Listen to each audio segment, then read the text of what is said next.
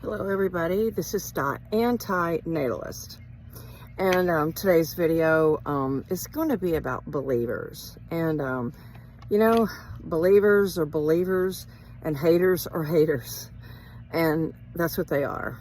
And sometimes haters are believers and believers are haters, and sometimes they go hand in hand. A believer would be a believer in Judaism or Christianity, no matter what family orientation that they were raised in. Okay, they're just going to believe. So, and I've even done this. I've even asked like certain Christians, like, how do you know that your God is the only God? Like, if you were raised in another country, or if you were raised in India, you could have been Hindu, and you would have been a believer of that, and instead of your God, your Jesus, your Lord. So believers have emotional connections to things, and there's nothing wrong with having an emotional connection to things, but I used to have a childhood friend, and her name was Evelyn, and we were friends for almost 60 something years. However, when she found out I was anti-natalist, things changed.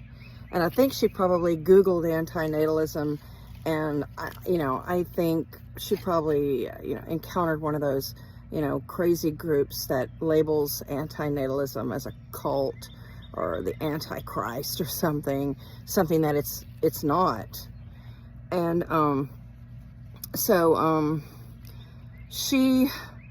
when she found out that I was an anti-natalist, she told me that her walk with the Lord was unwavering. And I wasn't trying to interrupt her walk with the Lord. I wasn't trying to interrupt that at all. I mean, you can be a Christian, you can be any religion and still be an anti-natalist. I mean, that's not a prerequisite of joining the club of anti-natalists. But she had these beliefs, and you couldn't alter her beliefs. It's just what it was. It's just her makeup, her her biological and social cultural makeup. But one time she fell down the stairs, and she told me that she rolled to save herself, and to that basically it was God that protected her from injuring herself even more. I didn't argue with her. I mean, if your feelings, her feelings may be true for her. They might be right for her. But the fact that she was spared any harm was totally random. It wasn't because of some prayer or some God or some angel looking over you. Totally random. So a believer may think that God spared them from death in an automobile accident.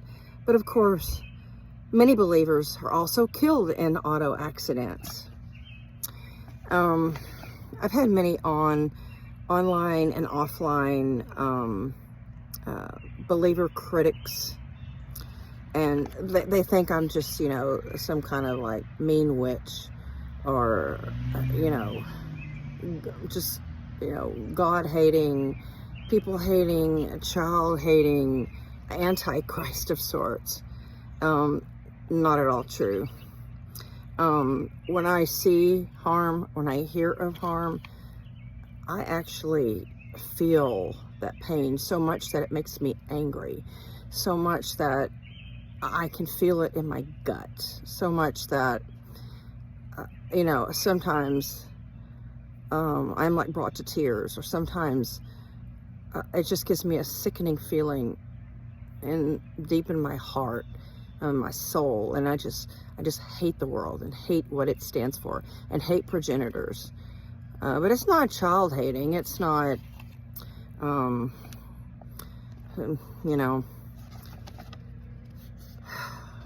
children do not have any choice in this world. They are victims of procreation, as I call it in my natalist graveyard. Let's see here. I took some notes.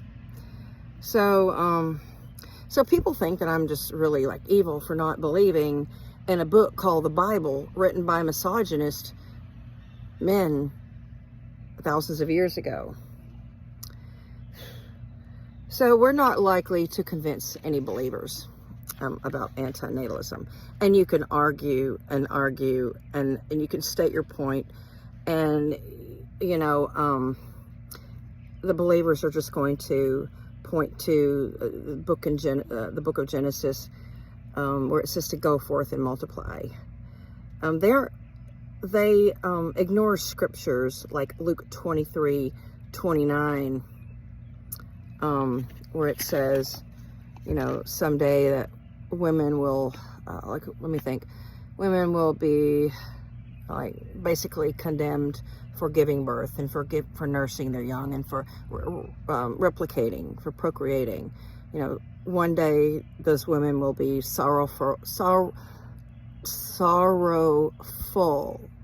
I wonder if foreign people have difficulty with that word, just like I have a difficulty, like English or, you know, Americans, British people have difficulty with sorrowful.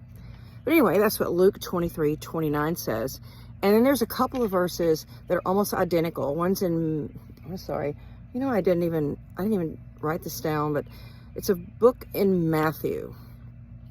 I will put it, I will put it down below, but it's a book of Mathew, and I forgot the verse, but I will put it down in the comment section or in my note description of this video. And it basically says that we were spared if we were not born, that having been born and seeing the harm done under the sun was the worst case scenario for humans. Basically that being spared the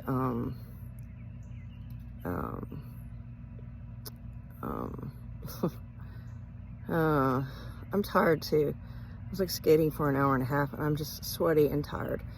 But being spared from existence was actually the best case scenario. Now I'm interpreting this from the Bible, but you can look it up. It was better never to have been born than to see the harms done under the sun. So, you know, you can Google that or something and you can find this verse in Mathew. And there's also another book in the King James Bible that, you know, it says the same thing. But yeah, folks, believers are believers and haters are haters, and sometimes haters are believers. So that's my video. I think I'll go have a margarita. Seemed like a pretty good day for a margarita, right? Look at this green. You know, I bought this at an estate sale and paid like $1 for it. And it's like so cool. And this is also from an estate sale. This necklace. It's like so bizarre. And you know, green is my least favorite color, but I think I look good in this color of green. And nobody else is gonna have this shirt. It's hot as hell though, because it's like polyester. It's very vegan. And so anyway, I do keep track of all these, the notes and the videos that I do, and I date them. And sometimes, you know, I'm on a plane or in a car or in an Uber or just outside or in my bed, and I take notes of videos that, you know, I want to create. And so yeah, so green, back to green. I am not a fan of green, but I think it's complimentary to me. I think cool colors are very complimentary to me because I have very warm, kind of yellowy skin. So anyway, yeah, so I love this shirt. I love its bagginess and its like fluidity. And I wore it to the rink, and actually my coach, he goes, green. Like, you know, we were talking about green because it's kind of an uncool color. Like nobody wears green. Everybody wears black or red. or something. But you know, I throw together some funky stuff. These I got from Target, and they were last year's shoes, and they were only $4.50. So I bought like as many as I could in my size. But I like bright colors and fun things, and so sometimes I'm not really put together. Today I was kind of put together because I went skating, and it's kind of my highlight of my week.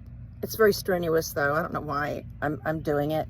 My inner thigh muscles are extremely sore, extremely, and it's hard work. So I'm learning this, I guess it's a maneuver. It's called the grapevine, and it's actually pretty easy. I mean, once you have any kind of comfortableness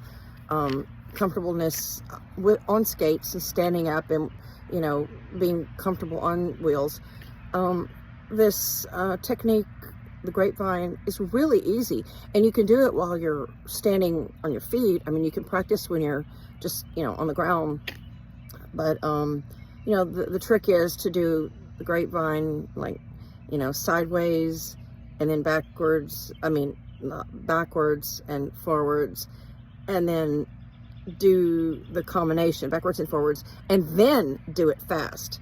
So there's so many complicated aspects about skating, figure skating, roller skating. I like quads myself, but yeah, as soon as you get one technique covered, then you have to do something backwards, or then you have to do something on the left, or using your inside wheels or your outside wheels. So it's very, very technical, and that's what I like. I love the accomplishment.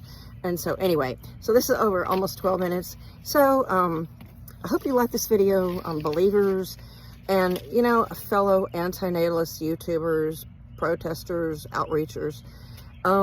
You know, it's best not to give believers or religious people much of our time. Yeah, I know sometimes we get stuck with these believers and they try to, like, you know, suck us in. I know when I was in Daytona with Dietz and what's his name, Noodles, you know, we encountered some religious bikers, and they wanted to pray with us. We did pray. We allowed them to pray with us, and they were kind and they were respectful, and they, you know, they weren't pushy at all. And then this one fellow tried to, like, you know, allure Noodles and I into his little web of, you know, religion. But, you know, I have all the answers because I came from a religious background. And so, you know, it's really hard to argue with somebody that already has that in their background. So anyway, thank you for watching. Please subscribe if you already haven't. And if you can share my videos, if you can comment, that would also be great. Thank you. Bye.